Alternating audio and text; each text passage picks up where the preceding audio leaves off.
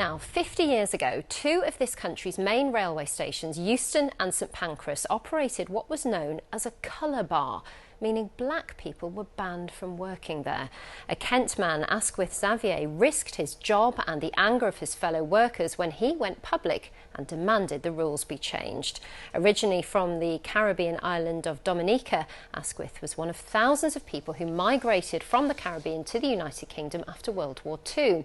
After a long campaign by Asquith, on this day in 1966, British Rail was forced to scrap the colour bar at Euston Station. If you head to the concourse today, you'll find a plaque that honours Asquith's legacy, unveiled by his family. Ian Palmer has tonight's special report. Asquith Xavier, the man who challenged the colour bar and won. It's a remarkable story. His granddaughter only found out herself when she read a magazine article in 2006. I was brought to tears and really moved with emotion of his story, of how hard he had worked to make sure that there was equality among black people in the workplace, in housing and financial services being made available. And that's why they were able to buy, my grandparents were both able to buy a property here in Chatham. In 1966, Asquith Xavier applied for promotion as a guard at Euston. He was told black people weren't allowed to fill public roles in the station. But after that he got, death threats, and people thought that he was seen as a bit of a troublemaker because obviously he wanted to make a stand. So yeah, he won his fight, but he had to endure quite a lot of abuse as well.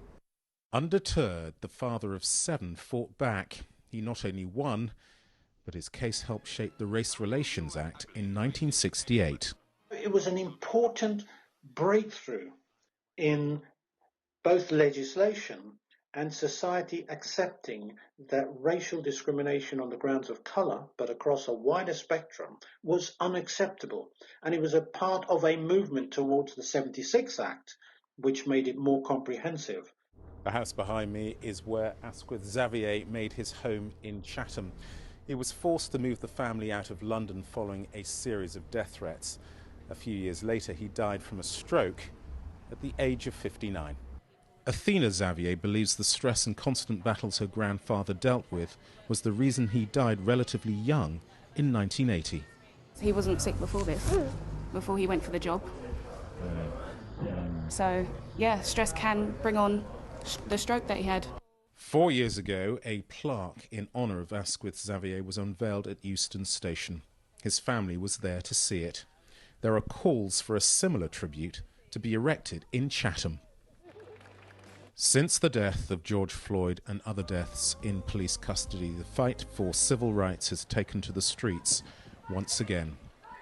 Few marchers would know the name of Asquith Xavier, but the fight and the struggles we see today are the same.